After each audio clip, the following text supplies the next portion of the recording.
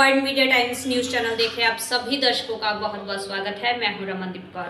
इस वक्त की बड़ी खबर है, पूरा मामला देखने के लिए बने रहिए हमारे साथ। जेल से बाहर आते ही जमानत पर दिल्ली के सीएम अरविंद केजरीवाल ने अब भाजपा सरकार पर निशाना साधा है। साथ ही उन्होंने निशाना साधते हुए बड़ा बयान दिया है। एक सभा को संबोधित करते हुए उन्होंने क्या कुछ कहा है, आइए दिखाते हैं आपको किस तरह से अरविंद केजरीवाल ने सभा को संबोधित करते हुए भाजपा पर निशाना साधा है। भारत माता की, भारत माता की, इनकलाब, वंदे वंदे।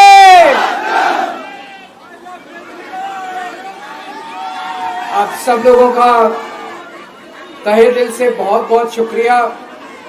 इतनी तपती धूप के अंदर इतनी देर से इतनी बड़ी संख्या में आप लोग मेरा इंतजार कर रहे हैं। मैं आपका तहे दिल से बहुत बहुत शुक्रिया अदा करना चाहता हूं। जितने लोग इस वक्त टीवी में देख रहे हैं उन सब दर्शकों का भी मैं तहे दिल से शुक्रिया अदा करना चाहता हूं। सबको मेरा नमस्कार, सबको मेरा प्रणाम।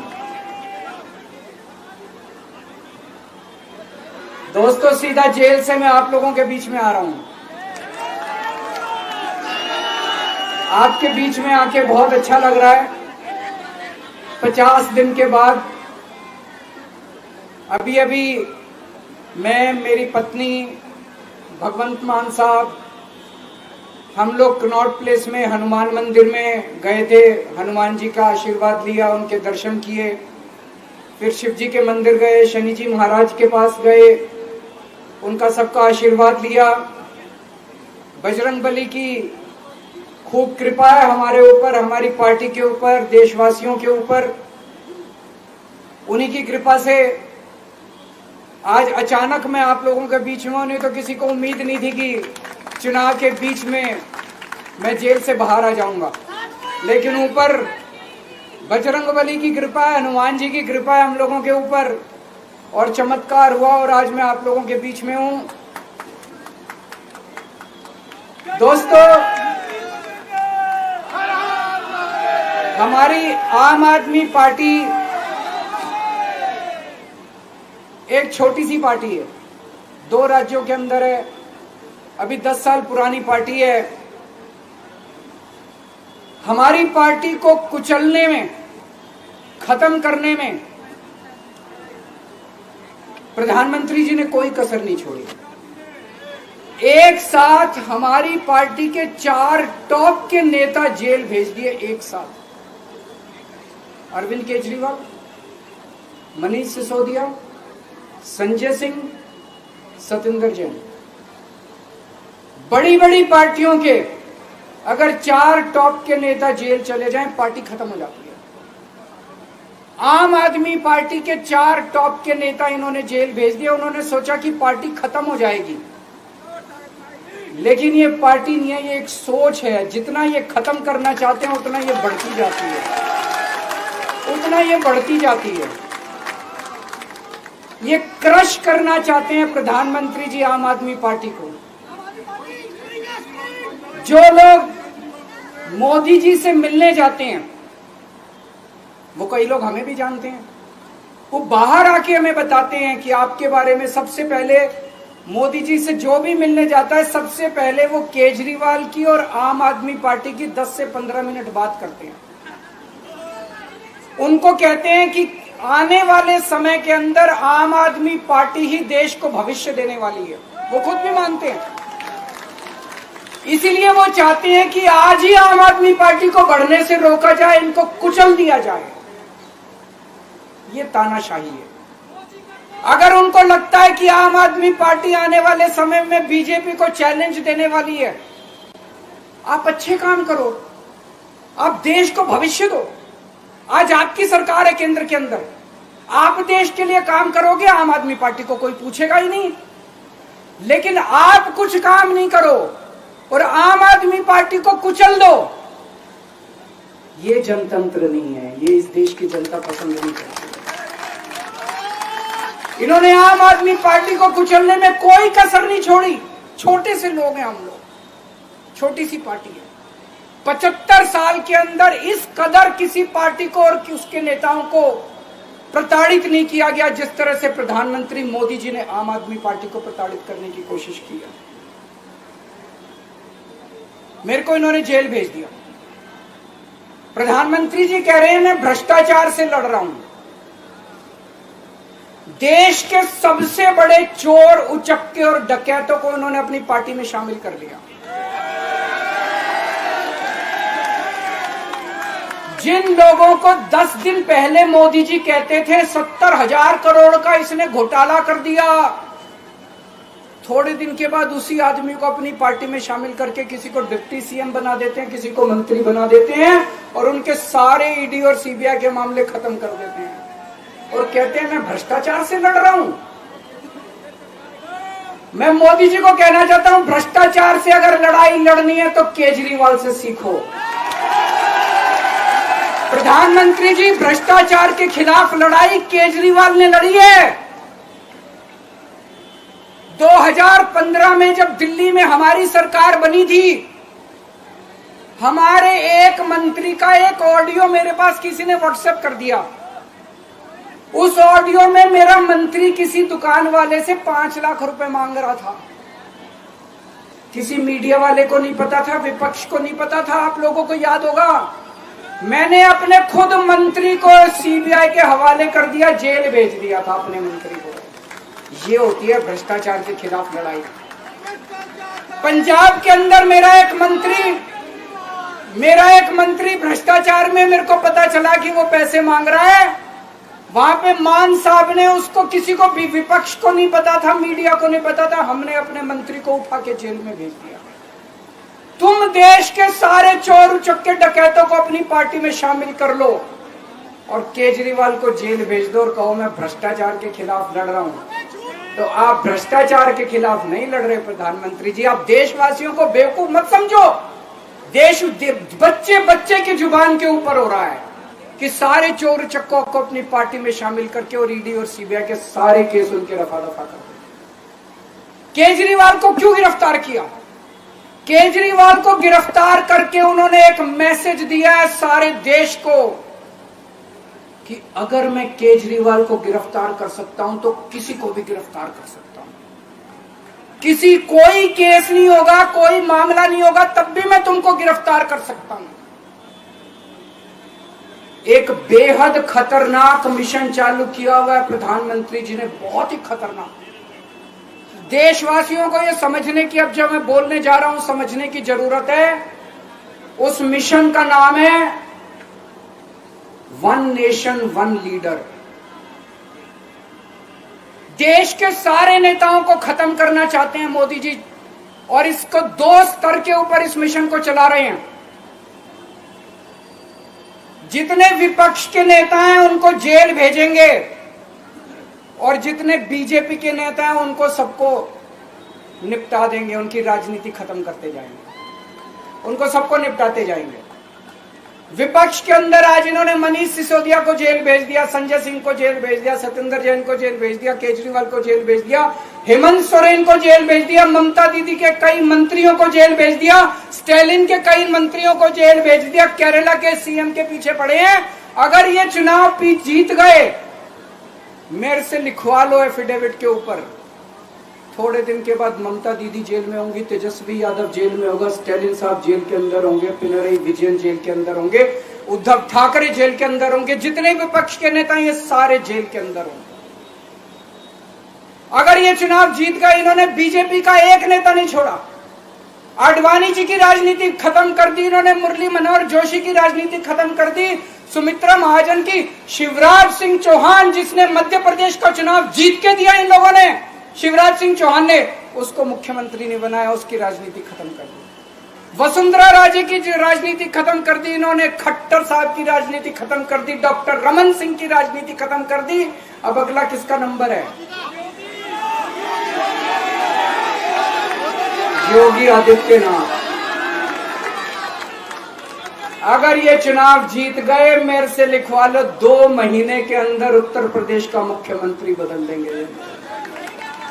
योगी आदित्यनाथ की राजनीति खत्म करेंगे, उनको भी निपटा देंगे। यही तानाशाही है दोस्तों।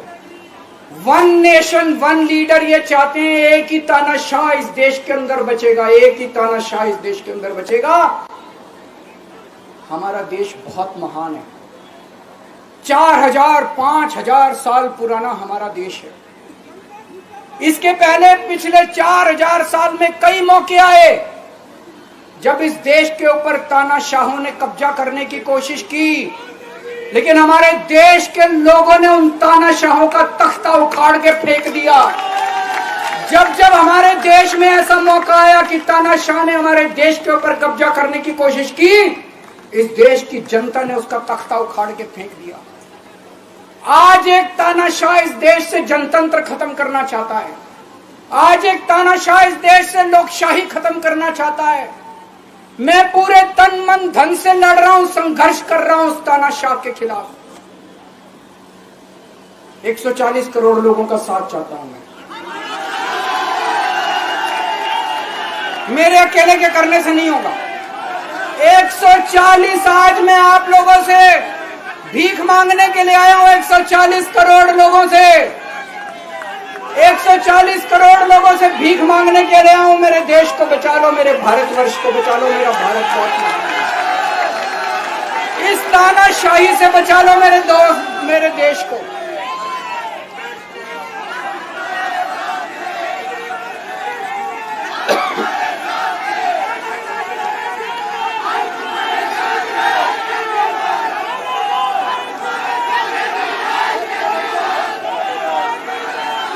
मैं सुप्रीम कोर्ट का बहुत बहुत शुक्रिया अदा करना चाहता हूं। उन्होंने 21 दिन दिए हैं, एक एक दिन में 24 घंटे हैं। मैं एक दिन में 24 में से 36 घंटे काम करूंगा, पूरे देश भर में घूमूंगा इस तानाशाही को रोकने के लिए। दोस्तों, जितनी मेरे अंदर ताकत है, मेरा सब कुछ कुर्बान है देश के लिए। मेरा तन मन धन सब कुछ कुर्बान है मेरे देश के लिए। मेरे खून का एक एक कतरा मेरे देश के लिए, मेरे शरीर का एक एक कतरा, मेरी जिंदगी का एक एक पल मेरे देश के लिए। मेरे देश को बचाने के लिए मैं पूरे देश में जाऊंगा दोस्तों। अब एक बहुत महत्वपूर्ण बात करने जा रहा हूं, उसको ध्यान से सुनना। ये लोग इंडिया गठबंधन से पूछते हैं आपका प्रधानमंत्री कौन होगा। मैं बीजेपी से पूछता हूं आपका प्रधानमंत्री कौन होगा। आप लोग सोच रहे होंगे केजरीवाल क्या बात कर रहा है, मोदी जी होंगे। नहीं, मोदी जी अगले साल 17 सितंबर को 75 साल के हो रहे हैं। बीजेपी के अंदर मोदी जी ने 2014 में मोदी जी ने खुद ने रूल बनाया था कि बीजेपी के अंदर जो भी 75 साल का होगा उसको रिटायर कर दिया जाएगा। सबसे पहले आडवाणी जी को रिटायर किया गया, उसके बाद मुरली मनोहर जोशी जी को रिटायर किया गया, फिर सुमित्रा महाजन को रिटायर किया गया, फिर यशवंत सिन्हा को रिटायर किया गया। अब मोदी जी अगले साल 17 सितंबर को रिटायर होने वाले हैं। तो मैं बीजेपी से पूछना चाहता हूं आपका प्रधानमंत्री का दावेदार कौन है। दोस्तों, अगले साल 17 सितंबर तक अगर इनकी सरकार बनी, तो उस पर भी आऊंगा मैं। अगर इनकी सरकार बनी तो पहले अगले 2 महीने में योगी जी को निपटाएंगे ये, और उसके बाद मोदी जी के सबसे खास अमित शाह को ये प्रधानमंत्री बनाएंगे। तो मैं लोगों को, देश के लोगों को आगाह करना चाहता हूं, मोदी जी अपने लिए वोट नहीं मांग रहे। मोदी जी अमित शाह को प्रधानमंत्री बनाने के लिए वोट मांग रहे हैं। मैं पूछना चाहता हूं मोदी जी से और अमित शाह जी से, ये मोदी की गारंटी पूरी कौन करेगा? क्या अमित शाह मोदी की गारंटी पूरी करेंगे? जब आप अगर जो वैसे तो मेरे को लगता है मैं भी आऊंगा उसके ऊपर, मुझे नहीं लगता इनकी सरकार बन रही है, लेकिन जो बीजेपी को वोट देने जाएं वो ये सोच के जाना कि आप मोदी जी के नाम पे वोट नहीं दे रहे, आप अमित शाह के नाम पे वोट दे रहे।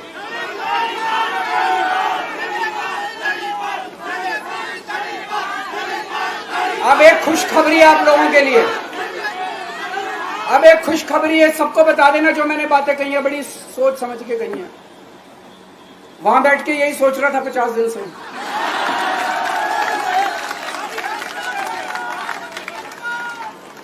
दोस्तों पूरे देश के मेरे को बाहर निकले हुए 20 घंटे हो गए। इन 20 घंटों के अंदर भी मैंने रात भर में जनता से बात कर रहा था, लोगों से फोन कर रहा था।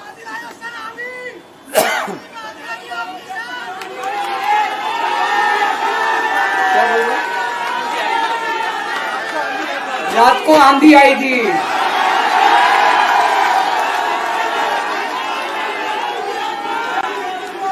पिछले 20 घंटे में मैंने जो बातचीत करी है, कई बड़े बड़े एक्सपर्ट से बात की, चुनाव विश्लेषकों से बात की, सेफोलॉजिस्ट से बात की, जनता से बात की, फोन पे लोगों से।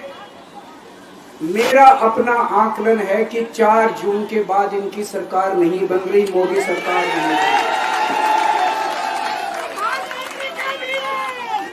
दोस्तों अगर मैं गलत हूं तो मेरे को बताना, हरियाणा में इनकी सीट कम हो रही है, राजस्थान में कम हो रही है, कर्नाटक में कम हो रही है, दिल्ली में कम हो रही है, बिहार में कम हो रही है, महाराष्ट्र में कम हो रही है, कर्नाटक में कम हो रही है, बंगाल में कम हो रही है, झारखंड में कम हो रही है। बढ़ कहां रही है? यूपी में कम हो रही है, बढ़ कहां रही है? बड़े एक भी जगह इनकी सीटें नहीं बढ़ रही हैं।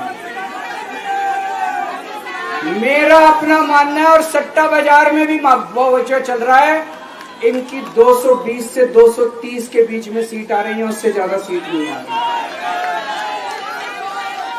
मोदी सरकार नहीं बन रही है, केंद्र में इंडिया गठबंधन की सरकार बन रही है। आम आदमी पार्टी उस सरकार का हिस्सा होगी, दिल्ली को पूर्ण राज्य दिलाएंगे। दिल्ली का एलजी लोगों का एलजी होगा, दिल्ली का एलजी दिल्ली वालों का एलजी होगा। गुजरात से आया हुआ अभी, दिल्ली के लोगों का एलजी होगा, दिल्ली के लोगों का विकास होगा। एक और पॉइंट है, जब मैं जेल के अंदर था तो कुछ लोगों ने यह मुद्दा उठाया, केजरीवाल सीएम पद से इस्तीफा क्यों नहीं देता। दोस्तों केजरीवाल को कभी किसी पद का लालच नहीं हुआ। मैं आप मंत्री, मुख्यमंत्री, प्रधानमंत्री ये सब बनने नहीं आया। इनकम टैक्स में कमिश्नर की नौकरी करता था। कमिश्नर की नौकरी छोड़ के दिल्ली की झुग्गियों के अंदर 1 नहीं, 2 नहीं, 3 नहीं, 10 साल तक मैंने दिल्ली की झुग्गियों के अंदर काम किया है, सुंदर नगरी और नंदनगर की झुग्गियों के अंदर, इनकम टैक्स कमिश्नर की नौकरी छोड़ के। जब मेरे को दिल्ली की जनता ने पहली बार सीएम बनाया,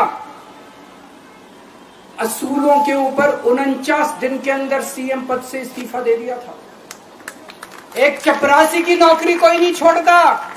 सीएम बनने के लिए लोग अपना दायां हाथ कटाने के लिए तैयार होते हैं। मैंने खुद से अपने आप सीएम की कुर्सी को लात मार दी थी 49 दिन के अंदर। मेरे लिए सीएम पद इंपॉर्टेंट नहीं है। आज मैंने सीएम पद से इस्तीफा क्यों नहीं दिया जेल जाने के बाद?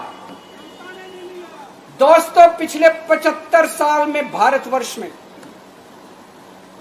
इतने राज्यों के चुनाव हुए, इतने राज्यों के चुनाव हुए, दिल्ली के अंदर सबसे ऐतिहासिक बहुमत से आम आदमी पार्टी जीती। 55-56% वोट, एक बार 67 सीट, एक बार 62 सीट। इतने भारी बहुमत से आज तक कोई राज्य की सरकार 75 साल में नहीं जीती। इतने भारी बहुमत से जीतने के बावजूद झूठा केस, अब उनको पता है वो हमें हरा नहीं सकते दिल्ली के अंदर। उन्हें पता है अगले 20 साल तक दिल्ली में आम आदमी पार्टी को कोई नहीं हरा सकता। तो उन्होंने एक षड्यंत्र रचा, राजनीतिक षड्यंत्र रचा। केजरीवाल को झूठे केस में जेल भेज दो, केजरीवाल को इस्तीफा देना पड़ेगा, केजरीवाल की सरकार गिर जाएगी। उन्होंने इन्होंने ये षड्यंत्र रचा, मैंने कहा मैं भी इस्तीफा नहीं दूंगा।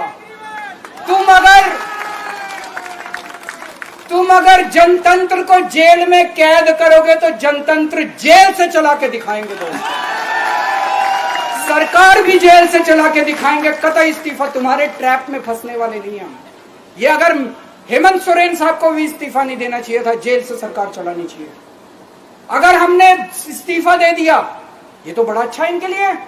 जिस राज्य के अंदर ये चुनाव हारेंगे उसके मुख्यमंत्री को पकड़ के जेल में डाल दो, सरकार गिरा दो। उसके मुख्यमंत्री को पकड़ के जेल में डाल दो, सरकार। आज मैं अगर दिल्ली की जेल के अंदर रह के दिल्ली की जेल से इस्तीफा नहीं दे रहा, वो इस तानाशाही के खिलाफ संघर्ष कर रहा हूं, इसको समझ लेना। केजरीवाल को किसी पद का लालच नहीं है। सीएम तो 100 सीएम की कुर्सी देश के नाम कुर्बान हो गई। मुझे पता चला मेरे जेल जाने से बहुत लोग भावुक हुए, खासकर मेरी माँ, बहनें, महिलाएं बहुत रोई, कईयों ने बहुत मन्नतें मांगी। मैं सबका बहुत बहुत शुक्रिया अदा करना चाहता हूं, जिन लोगों ने अपनी दुआएं, करोड़ों लोगों ने अपनी दुआएं भेजी हैं। पूरी दुनिया भर से करोड़ों लोगों ने दुआएं भेजी। उन्हीं के आशीर्वाद का कमाल है कि आज मैं आप लोगों के बीच में हूं। आप लोग सब लोग सुखी रहें, देश खूब तरक्की करे, फले फूले, आप सब लोग खूब खुश रहें, ऐसी मेरी प्रभु से इच्छा है। देश दुनिया की खबरों के लिए world media times news channel को सब्सक्राइब करें।